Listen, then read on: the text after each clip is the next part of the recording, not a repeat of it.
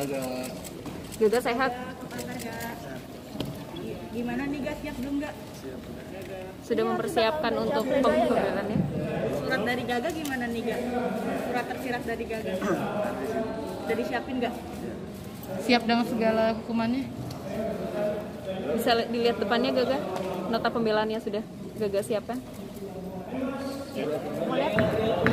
Oke, siap, thank you. Hari ini adalah sebuah sejarah bagi saya, di mana saya akan bacakan nota pembelaan pribadi, atau mungkin lebih tepatnya ungkapan hati selaku terdakwa di persidangan ini. Oleh karena itu, saya ingin mengucapkan terima kasih kepada Yang Mulia Ketua Majelis Hakim yang berkenan memberikan kesempatan kepada saya untuk menyampaikan nota pembelaan pada persidangan yang terhormat ini. Ucapan terima kasih juga saya sampaikan kepada penasihat hukum yang sabar, telaten, dan gigih mendampingi saya dalam proses persidangan. Saya menghargai toleransi dan pengertian para penasihat hukum pada saya yang berusaha belajar maksimal di dalam ikhtiar agar terbentang jelas fakta-fakta yang sesungguhnya terkait dengan kasus yang didakwakan kepada saya. Terima kasih pula saya sampaikan kepada para sahabat, baik yang hadir maupun yang tidak hadir di persidangan, yang tulus memberikan doa dan simpati serta merindukan berlakunya keadilan. Ketika Ali bin Abi Thalib ditanya tentang sahabatnya yang banyak, beliau menjawab akan menghitung jumlah sahabatnya pada saat terkena musibah. Terima kasih juga layak disampaikan kepada rekan-rekan wartawan yang selalu mengikuti persidangan ini, baik yang berani memberikan secara objektif dan berimbang maupun yang sudah dibekali dengan framing negatif. Tentu saja objektivitas sangatlah dimuliakan dalam kehidupan pers yang sehat dan bertanggung jawab. Yang Mulia Majelis Hakim, yang terhormat Jaksa Penuntut Umum dan penasihat hukum, hadirin yang saya hormati, pada kesempatan ini izinkan sekali lagi saya menyampaikan permohonan maaf yang setulus-tulusnya kepada korban dan keluarga besarnya, juga kepada keluarga besar saya sendiri, karena saya menyadari bahwa musibah kecelakaan yang terjadi pada tanggal 8 Desember 2019 adalah benar kelalaian saya. Ini telah menjadi teguran keras dari Allah Subhanahu wa Ta'ala terhadap diri saya, agar saya senantiasa sadar dan berhati-hati dalam bersikap maupun bertindak. Saya merasa sangat menyesali pada apa yang terjadi pada diri saya dan korban Laura Anna Edelenyi, sehingga membuat banyak pihak yang tersakiti dan harus menanggung akibat dari musibah kecelakaan ini, terutama korban Laura Anna Edelenyi dan keluarga serta keluarga saya sendiri tentunya. Saya yakin bahwa tidak ada seorang pun di dunia ini yang menginginkan adanya kecelakaan, termasuk diri saya sendiri. Sebagai hamba yang beriman, saya meyakini ini adalah sebuah musibah atau takdir Allah yang tidak ada seorang pun dapat menolak ataupun menghindarinya, tanpa kita tahu kapan dan di mana musibah itu akan terjadi. Bila mana musibah kecelakaan yang menimpa saya dan korban Laura Anna Edelenyi dinilai sebagai kelalaian saya sendiri, rasanya itu tidaklah arif dan bijaksana. Karena sebagaimana terbentang jelas dalam fakta-fakta persidangan, bahwa di antara yang mengakibatkan cedera berat atau kelumpuhan pada korban Laura Anna Edelenyi bukanlah semata-mata karena kelalaian saya, melainkan ada pihak lain juga yang lalai dalam hal ini, sebagaimana berikut.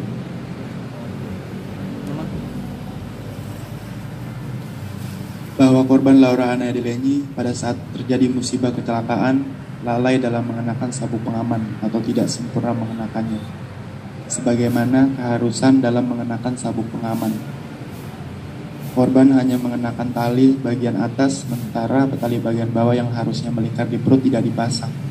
Hal mana dibuktikan oleh visum et repertum nomor 86-RSM-DIR-XT-VER-XII-2021 tanggal 21 Desember 2020 menerangkan bahwa korban Laura Anna Edelenyi tidak ada luka di bagian perut atau pinggang korban, sedangkan saya yang saat itu mengenakan sabuk pengaman secara sempurna, sebagaimana keharusan dalam pemakaian sabuk pengaman ada luka lecet pada bagian perut, hal mana dibuktikan oleh keterangan visum @repentum nomor 863-RSM-dir-EXT-ver-xii 2020 tanggal 21 Desember 2020. Sehingga atas kelalaian tersebut di atas mengakibatkan korban mengalami cedera berat. Sementara saya mengenakan sabuk pengaman secara sempurna, mengalami luka ringan. Untuk menjadi perhatian bahwa sebelumnya saya sudah mengingatkan korban untuk mengenakan sabuk pengaman dengan baik, tetapi korban tidak menghiraukannya. Berikut patut diduga ada kelalaian dari pihak rumah sakit yang terlambat dalam penanganan korban, di mana tindakan rumah sakit tidak mensegerakan melakukan pemeriksaan lebih serius dan menyeluruh terhadap korban emergensi. Padahal korban sendiri telah menyampaikan keluhan rasa nyeri pada leher bagian belakang pada saat korban dibawa masuk kembali ke instalasi gawat darurat. Penanganan dan tindakan rumah sakit secara serius dan terukur baru dilakukan setelah hari keempat sejak korban dibawa ke rumah sakit tersebut, yaitu dari tanggal 8 Desember 2019 sampai dengan 11 Desember 2019 dengan melakukan MRI di rumah sakit lain, karena pada saat itu rumah sakit pertama tidak mempunyai MRI. Hal mana tersebut di atas menyebabkan pihak rumah sakit tidak dapat mendiagnosa dan melakukan penanganan atau tindakan yang lebih cepat dan akurat terhadap apa yang diderita korban Laura Anna Edelin.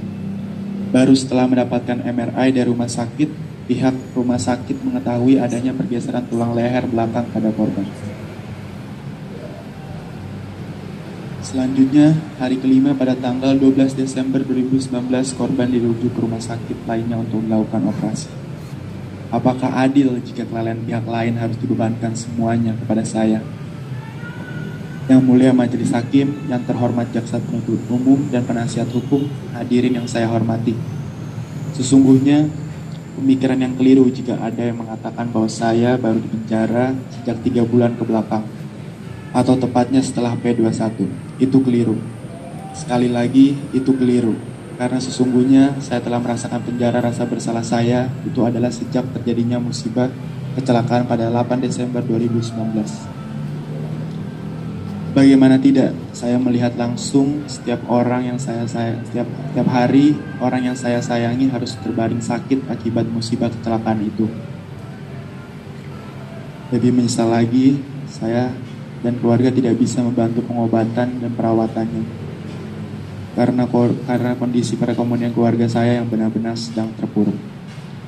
Sekali lagi, bukan saya tidak mau membantu biaya pengobatan dan perawatan korban. Hanya saja saya bingung. Di satu sisi, saya harus senantiasa menemani dan merawat korban. Di sisi lain, ada tuntutan dari pihak keluarga korban yang harus dipenuhi oleh keluarga saya yang senyatanya tidak sanggup oleh saya penuhi. Benar bahwa jika ada pemikiran seharusnya saya mencari uang untuk membantu biaya pengobatan korban. Akan tetapi bagaimana mungkin saya bisa mencari uang untuk membantu pengobatan perawatan korban, sementara itu saya juga harus menemani korban di rumahnya setiap hari. Saya tidak bermaksud untuk mengatakan bahwa kurang lebih 1 tahun mendampingi dan merawat korban sejak musibah kecelakaan pada 8 Desember 2019 adalah semata sebagai bentuk tanggung jawab saya kepada korban.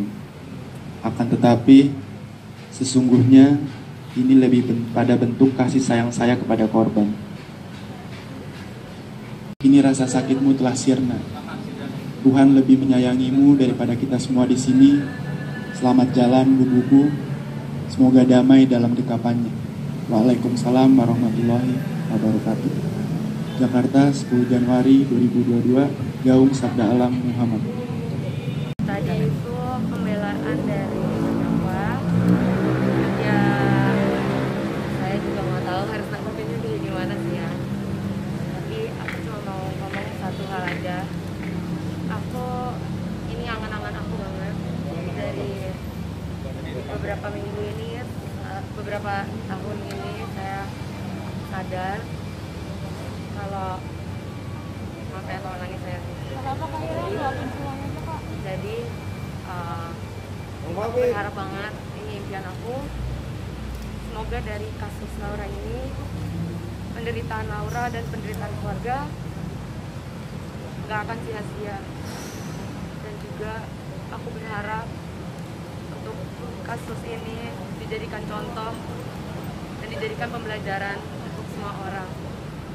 Aku mengingatkan lagi untuk semua orang tidak mengemudi saat di bawah pengaruh alkohol, karena aku udah lihat sendiri kejadian yang akan jadi seperti apa. Jadi aku mohon untuk semuanya, ini itu kasus yang sangat-sangat serius. Jadikan ini pembelajaran, ambil positifnya. Sesakit-sakitnya hati saya dan keluarga saya, tapi kita mau ini semua dijadikan pembelajaran untuk semua orang, bukan untuk keluarga kita doang. Jadi saya mohon untuk semua orang untuk saling mengingatkan juga. Ini mungkin kalau belum ditanya lagi, ini ada surat terbukanya Gaga. Saya ini Gaga itu membuat surat terbuka yang ditujukan kepada beberapa orang di sini. Jika saya diizinkan, saya akan bacakan halaman 1 dan halaman terakhir. Silakan Bang. Supaya tidak banyak yang nanti ini saya kasih. Yang pertama itu surat terbuka Gaga Muhammad. Izinkan saya memberikan judul dalam surat terbuka ini dengan judul Hidupku di antara kekuatan cintanya dan hukum. Surat terbuka ini saya tujukan untuk yang tertutup mata hatinya, untuk yang pernah tersakiti dan penyebar fitnah, kepada mereka yang masih terbuka mata hatinya, untuk para sahabat rekan-rekan media. Halaman selanjutnya saya tidak baca, biar saya kasih nanti teman-teman. Saya bacakan permintaan terakhir dari Gaga.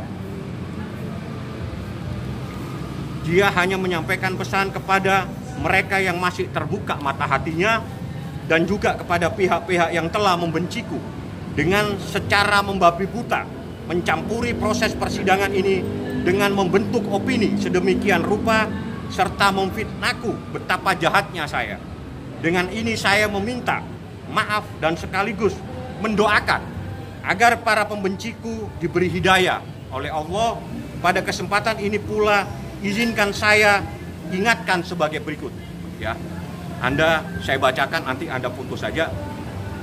Ya, Gaga bilang, silakan membenciku, tapi janganlah kebencianmu kepadaku mengakibatkan dirimu kehilangan iman, sehingga tidak lagi mempercayai musibah adalah takdir dari Allah. Yang dua, silakan membenciku, tapi kebencian dengan nalar dan logika, bukan kebencian dengan menaburkan fitnah yang keji melalui media sosial. Saya ingatkan, janganlah Anda menari-nari di atas penderitaan keluarga Laura Anna dengan panjat sosial, serta mencari panggung untuk mengkais rezeki dengan menaburkan abu jenazahnya di media sosial milikmu, yang mengakibatkan almarhum Laura Anna tidak tenang dalam kematiannya. Saya ingatkan, kita semua adalah manusia yang tidak akan mampu mengatur takdirnya sendiri. Terima kasih atas segalanya, mohon maaf atas segala kekurangan. Jakarta 10 Januari, Gaga Muhammad.